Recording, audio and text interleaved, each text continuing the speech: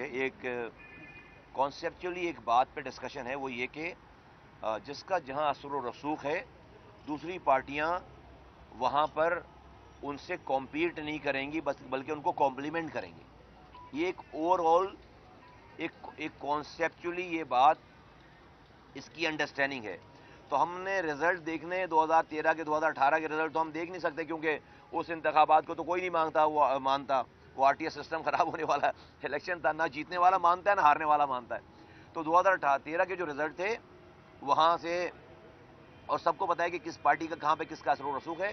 تو جہاں پر جو پارٹی زیادہ اثر و رسوخ والی ہوگی دوسری ساری پارٹیاں جن سے بات چیت ہے وہ ان کو مدد کریں گی، ان سے وہاں پر کمپیٹ نہیں کریں. یہ اتنی انڈرسٹینڈنگ ہے.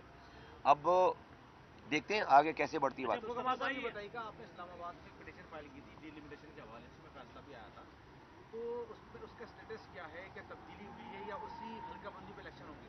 نہیں، ڈیلیمیٹیشن کے ہمارے فیصلے اسلام آباد میں تو ہمارے حق میں فیصلہ دیا تھا. الیکشن کمیشن نے ابھی اس کے اوپر کوئی جو ہے نوٹیفیکیشن نہیں کیا ہے، تو ہم اس کے اوپر اس کو پرسو کر رہے ہیں. اور میٹنگز میں ساری باتیں جو ہے وہ چیف الیکشن کمشنر نے مانی تھیں اور انہوں نے کہا تھا یہ پروسیس اپنا لیں، ہم آپ کی ساری بات مانتے ہیں. تو لیٹ سی کہ وہ جو ہم نے پروسیس تو اپنا لیا، پروسیجر سارا کورٹ میں جانے والا، کورٹ سے ڈیسیجن بھی آ گیا. لیٹ سی کہ وہ ہمارے حلقوں کو ٹھیک کرتے ہیں یا نہیں کرتے، ہمیں ان کی نوٹیفیکیشن کا انتظار ہے. اچھا، یہ کوئی فیصلہ ہوا ہے جو اور لیڈرشپ ہے اور ڈپٹی کنوینرز ہے کہ وہ کس کس حلقے سے جو ہے وہ الیکشن لڑیں گے، فارم وصول کریں گے؟ کوئی ایسا فیصلے ہو چکے ہیں؟ فیصلے ڈیفینیٹلی کنوینر ہمارے جو ہیں وہ المقبول صاحب، ان کے ہاتھ میں سارے فیصلے ہیں. اور جس کو وہ جہاں جہاں کے لیے کہتے چلے جا رہے ہیں وہاں پہ لوگ آپ کو جو ہے وہ اپیئر ہوتے ہوئے نظر آئیں گے، فارم بھرتے ہوئے نظر آئیں گے. ابھی تک تو مجھے پارٹی نے یہیں کے لیے کہا ہے بھائی، اور فیس بڑی زیادہ ہے یار، 30,000 روپے دینے پڑتے ہیں تو جو ہے واپس بھی نہیں ہوگی یہ. تو ابھی تو مجھے یہیں کا کہا ہے، اور ابھی اس میں جب اگر کوئی ایسی بات ہوگی تو آپ کو پتہ چل جائے گا. ایم کیو انتخابی سرگرمیاں پہلے سے آغاز کر چکی تھی، تو کنوینر کی جانب سے کیوں لیٹر لکھا گیا الیکشن کمیشن کو اس کو آگے بڑھانے کے لیے؟ نہیں، ہم نے آگے بڑھانے کے لیے نہیں، دیکھو 2 دن ہے نا، آج اور کل، تو ہم نے ڈیٹ بڑھانے کے لیے نہیں کہا ہے. ہم نے تو کہا ہے کہ بھائی چونکہ ہمارے پاس اتنے کینڈیڈیٹ ہیں اور اتنے نئے فیسز بھی پرانے فیسز بھی کہ ہمیں جو ہے وہ ظاہر سی بات ہے 2 دن ہمارے لیے کم ہیں کہ سب لوگ جمع کرا سکیں. یہ ورنہ جو ٹھنڈی پارٹیاں ہیں تو وہ تو پھر جو ہے وہ آرام سے 2 دن میں کر لیں گی.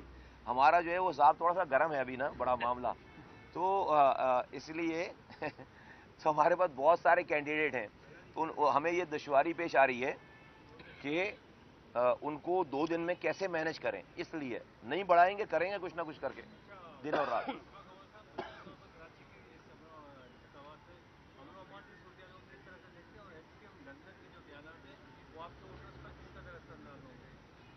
دیکھیے لا انفورسمنٹ ایجنسیز کو اور پولیس کو بہت زیادہ ایکٹیویٹ ہونا ہے. ابھی بہت افسوسناک واقعہ پیش آیا ہے کماڑی کے NH 243 کے حلقے میں، اور 3 ہمارے ساتھی شہید ہوئے ہیں. اب سے 40 دن پہلے جو ہے وہ منگو پیر کے علاقے میں ہمارے ساتھی شہید ہوئے ہیں. اور اس سے پہلے آج سے 2 مہینے پہلے 2-2.5 مہینے پہلے سوراب گوٹ پہ ہمارے آفس پہ اٹیک ہوا.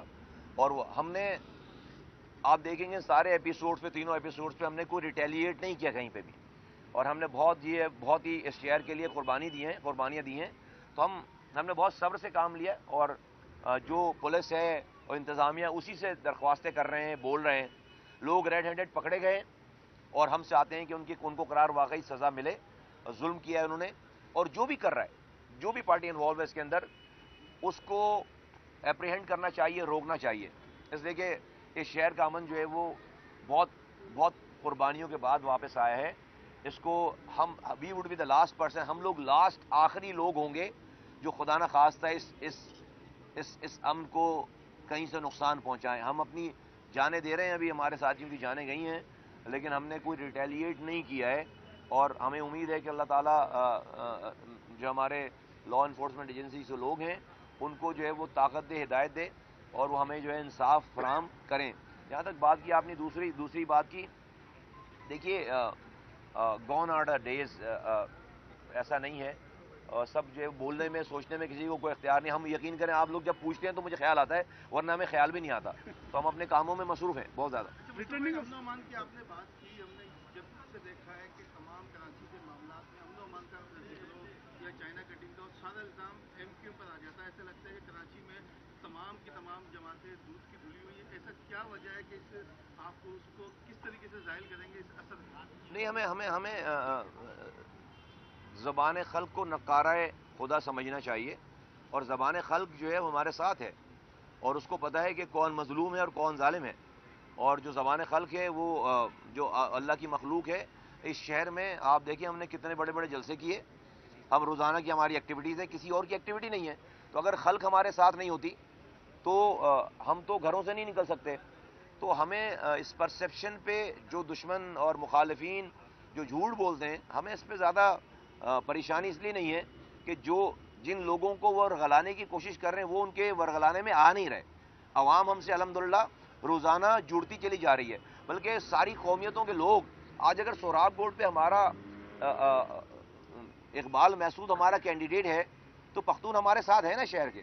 آج اگر ہم جو ہے وہ ملیل کے گوٹوں سے سندھی کینڈیڈیٹ جو ہے وہ کھڑا کر رہے ہیں, لیاری میں جو ہے وہ ہم اگر فرض کریں سپورٹ کرتے ہیں اور یا ہم اپنا کینڈیڈیٹ کھڑے کرتے تو ہمارے بلوچ ہیں, سندھی ہیں, پختون ہیں, تو لوگ تو ہمارے ساتھ ہیں نا, اور زیادہ جڑتے چلے جا رہے ہیں. پہلے تو آپ زبانوں کی بنیاد پر لڑا بھی لیتے تھے, اب تو زبانوں کی بنیاد والا چکر بھی ایم کیو ایم نے ختم کر دیا. 22 کی 22 جگہوں پہ ہر زبان بولنے والے کی جگہ سے وہ زبان بولنے والا اس ایتھنک گروپ کا آدمی ایم کیو ایم کے جھنڈے کے نیچے الحمدللہ آ چکا ہے. شکریہ, تھینک یو.